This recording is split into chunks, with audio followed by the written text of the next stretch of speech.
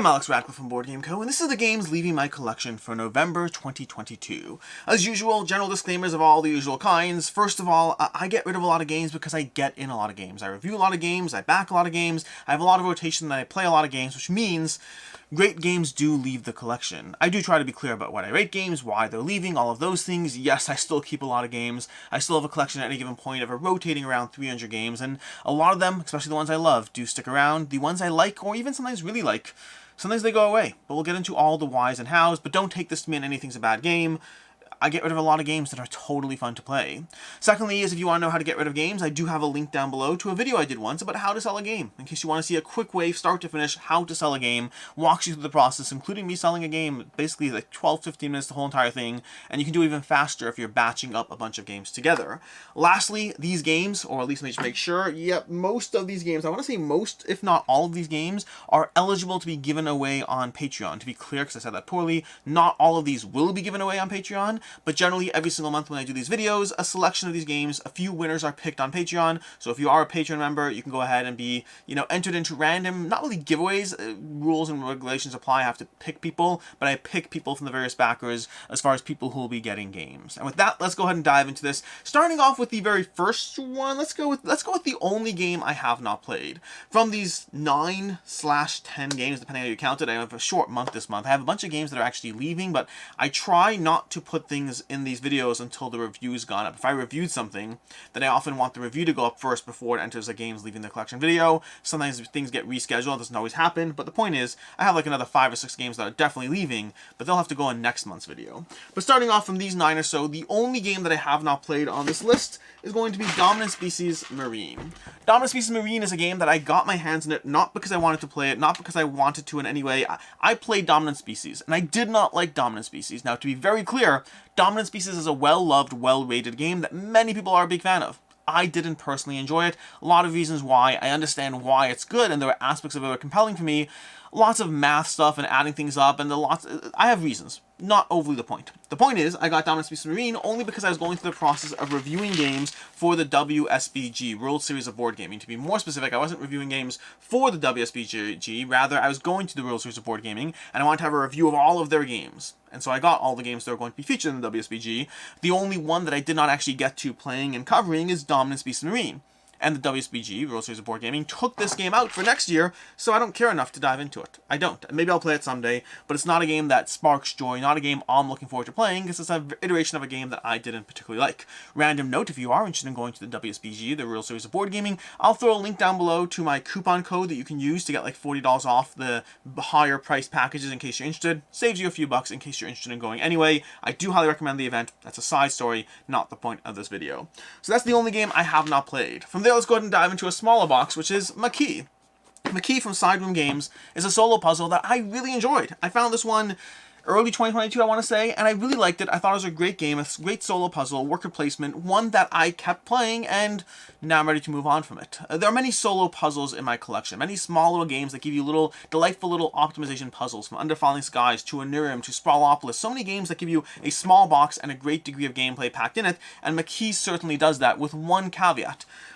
I find the puzzle of Maquis is fairly samey to me game to game, and it's one that 15 plays in, I'm fine moving on from it. I do enjoy Maquis. I think it's a good game and I do recommend it, but it's one that I'm okay moving on from. I got my plays in it, they have the scenarios, but the core puzzle of how you place your workers out, how you try to dodge and navigate, it's a solo worker placement engine, very well done, very well designed, but it's one that I'm going to find myself picking something from the Oniverse over Maquis 9 times out of 10. And so Maquis, ready to move on from. Good game though, highly recommend it. I believe I gave it a 4 to 5. I think I'd hold by that rating, just 4 to 5 with less replayability than some of these others.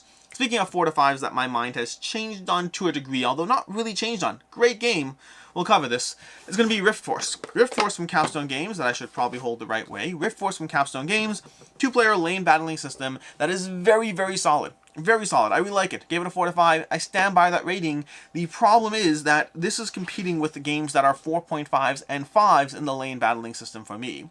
There's Hanamakoji, there's Critters at War, there's that's Airline SC Critters at War, there's Radlands, there's Battle Line. I have so many games in the genre that this game is competing in that I love, and I really like Rift Force. I do. I think this is a great game. I think it's a little puzzle of trying to figure out how to play your spirits and different things, drafting different types of spirits. Very solid puzzle.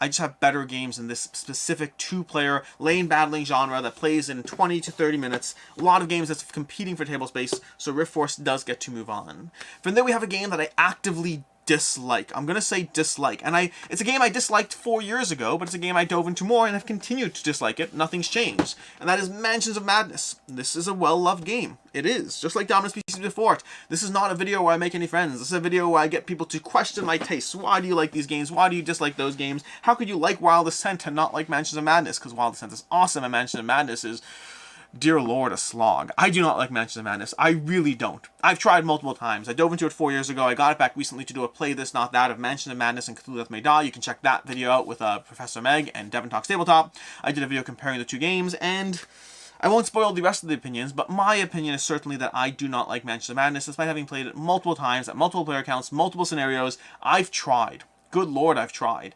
I just don't like it. It's not that there's nothing about it to like. It's that the aspects of it that I do like still don't make the experience of just how much time I'm putting into it, and I don't like it. I don't like Mansions of Madness, so it leaves for the second time ever.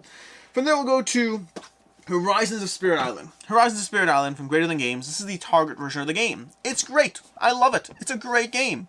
I just have the real Spirit Island, and I've heard through the grapevine. The grapevine does not mean insider information. The grapevine means like comments about things from Greater Than Games saying they'll see what they can do. The only reason I personally have to own this game, Horizons of Spirit Island, is the 5 new spirits. I do want the 5 new spirits. I don't think that they're amazing or you can't live without them, but I am a bit of a, kind of what's the word for it? Completionist. I'm a completionist, and so I want those 5 spirits. But I've heard that they'll be putting that out in a pack where they have the thicker cardboard, like your traditional Spirit Island spirits, and I do want them to match my traditional Spirit Island spirits. So basically, I want these spirits in this game, and that's what I'll hunt down eventually. This can move on from it if eventually 4 or 5 years from now, or at some point in the future, they just never come out with those. I'll get the game back and just have the thinner spirits. I'll deal with it. But for right now, I'm fine getting rid of Horizon Spirit Island. Great game. It's Spirit Island with 5 new spirits and other like dialed down components and gameplay and things. So I'll just get the spirits later. From there we have Last Aurora. Last Aurora from Ares Games. Last Aurora from Ares Games is enjoyable. I don't love it, but I do like it. This is one that I gave a 3.5. It's one that gives you a bit of a racing adventure as you wander through the post-apocalyptic wasteland, trying to figure out how to build out your convoy as you assign your workers to various locations on the board to gather more workers, or to be able to augment your vehicle, or to be able to just get more equipment and stuff as you race through the post-apocalyptic wasteland, trying to outpace your opponents and occasionally shooting baddies and all that stuff. I like it, but nothing about it stuck with me. It's a game that I just enjoy. I ambiently enjoyed it. I played it solo. I played it multiplayer. I like it, and that's where my love affair with it ends. It's just a good game. I'm just not. I think I like the theme of it, but I'd rather play something like 51st State if I was going to dive into something like that. From there we have 2 games. This is why I said 9 or 10. It depends on if you count them. We have Dark Souls, The Painted World of Ariamis, and we have Dark Souls, The Tomb of Giants. These are both available as well. These, if on Patreon, these would be separate entries because they're both 2 core sets to the Dark Souls universe. These are the new core sets. Basically, Dark Souls came out years ago, and they Steamforge Games put out 2 new core sets with some slight rules, adjustments, and changes. I never played the originals. I just played these. I have a review on the channel. You can check it out. I like these games. And that's it. Again, lots of games that I like here, except for Mansions of Madness and Dominus Species. Lots of games that I like here, but not a lot of games that I love. Although there actually have been Rift Force and Maquis, Horizon Spirit Island. There's lots of games I love, lots of games I like, and lots of games that I'm totally okay never seeing again, even though that they were totally fine. I may have missed the categories there, but that's true. Anyways, Dark Souls, basically the idea of the Dark Souls series of games over here is that I liked aspects of what they did, but I like those aspects better in other Steamforged titles. I think that the game gives you a degree of boss fighting, which is very compelling, but I like Monster Hunter World. I think Monster Hunter World will give me, from Steamforged Games, gives me those boss fights, but with more engagement, more bosses, bigger gravitas, overall monster, and a theme, and art, and all the things that I just generally prefer in Monster Hunter World. So for me, I want Monster Hunter World, and Dark Souls I'm okay passing on. I've also since played Elden Ring, which may or may not be on Kickstarter when this video goes up. You can check that out, maybe. And I like Elden Ring more as well. Elden Ring may be my favorite Steamforged games. I need time. I only played it for like 2.5 hours, so I need more time. But I really did enjoy Elden Ring. And Dark Souls, to me, it's good. I like the boss fights, but I get those elements in the other games I mentioned already. From there, we have Meeples and Monsters from AEG. Meeples and Monsters from AEG. Do I have any other AEG titles? I do not here. I mean, I do in my collection, just not here. Meeples and Monsters. This is a tough one. This is one of those games that I played and I was like, I would happily play that again. And my wife was like, I would happily play that again. And my daughter was like, I would happily play that again. And all of us were like, we won't really ask to play it. This is a good game from AEG that gives you worker placement and bag building. But I prefer worker placement from other game systems, and I prefer bag building from other game systems. To me, the combination of Meeples and Monsters just gave me a cutesy, compelling game with a very adorable theme and a very charming gameplay and all those things. And, I mean, there's a Kickstarter version of the game, too, that has, like, you know, stickers for the Meeples and upgrades and other things.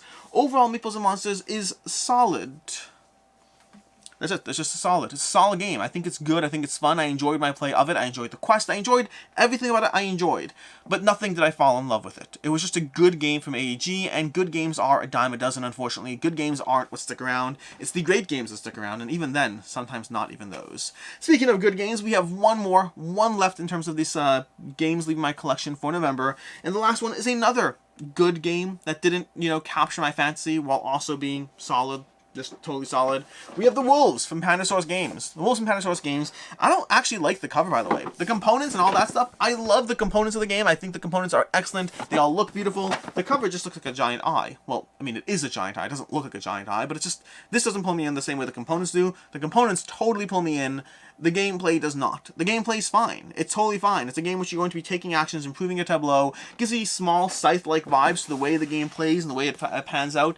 But ultimately, when you sit down and pull it out and play it, I just felt a little too ambient in the direction the game is going. I didn't feel like anything had those cool moments or those cool moves, anything amazing. It was good.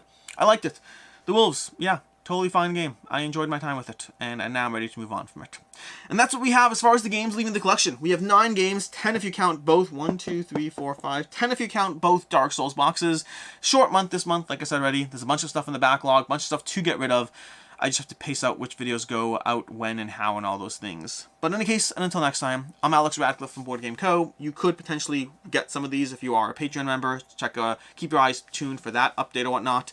And in any case, and as always, I hope you have a good one.